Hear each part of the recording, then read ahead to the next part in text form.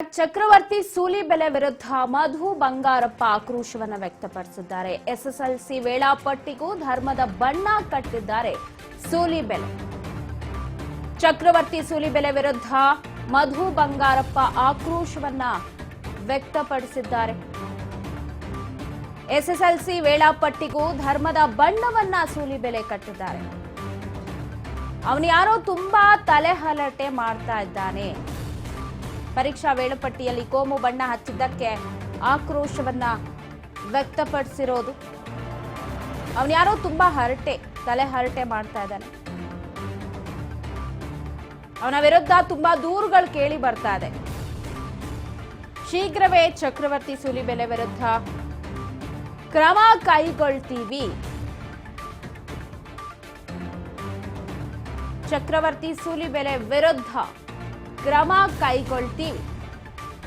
ಮೈಸೂರಿನಲ್ಲಿ ಶಿಕ್ಷಣ ಸಚಿವ ಮಧು ಬಂಗಾರಪ್ಪ ಹೇಳಿಕೆಯನ್ನ ಕೊಟ್ಟಿದ್ದಾರೆ.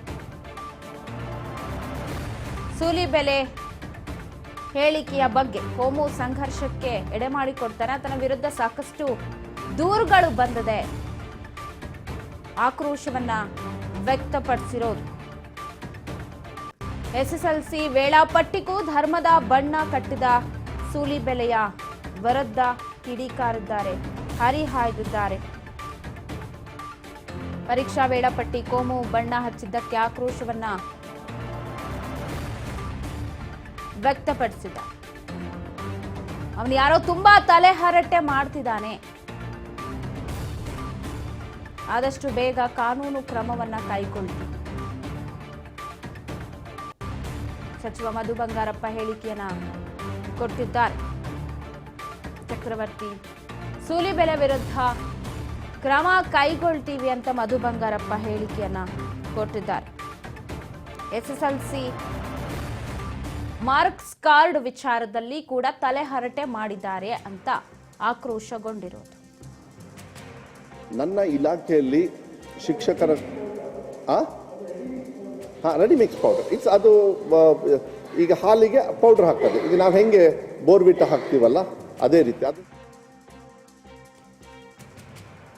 ಮಧು ಬಂಗಾರಪ್ಪ ಆಕ್ರೋಶವನ್ನ ವ್ಯಕ್ತಪಡಿಸಿದ್ದಾರೆ. ದೃಶ್ಯದಲ್ಲಿ ನೀವೇನ್ ನೋಡ್ತಾ ಇದ್ದೀರಾ, ಎಸ್ಎಸ್ಎಲ್ಸಿ ಪಟ್ಟಿಯಲ್ಲೂ ಕೂಡ ಜಾತಿ ಸಮುದಾಯ ಅನ್ನುವ ವಿಷ ಬೀಜ ಇದೆ. ಮೈಸೂರಿನಲ್ಲಿ ಶಿಕ್ಷಣ ಸಚಿವ ಮಧು ಬಂಗಾರಪ್ಪ ಆ ಕುರಿತು ಹೇಳಿಕೆಯನ್ನ ಕೊಟ್ಟಿದ್ದಾರೆ.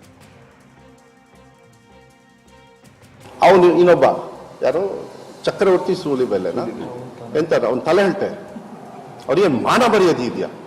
ಪುಸ್ತಕದಲ್ಲಿ ಎಲ್ಲ ಮಕ್ಕಳಿಗೆ ದಿಕ್ಕು ತಪ್ಪಿಸ್ತಕ್ಕಂಥ ಕೆಲಸವನ್ನು ಬರೆದು ನಾನು ಬಂದು ಅದಕ್ಕೆ ಹೇಳಿದೆ ಕಿತ್ತು ಬಿಸಾಕದೆ ಅಂದಾಗ ಅದೊಂದು ದೊಡ್ಡ ಚರ್ಚೆ ಆಯಿತು. ಇಂಥದ್ದು ಕಿತ್ತು ಬಿಸಾಕಬೇಕು, ಹೊಲಸನ್ನು ಮನೇಲಿ ಇಡ್ಕತ್ತೀರಾ ನೀವು, ಕಿತ್ತು ತೆಗೆದು ಹೊರಗಡೆ ಎಸಿತೀರಾ? ಅವ್ನು ಮೊನ್ನೆ ಮತ್ತೆ ಟ್ವೀಟ್ ಮಾಡಿದ್ದಾರೆ, ಮಾನ ಮರ್ಯಾದೆ ಇಲ್ಲ.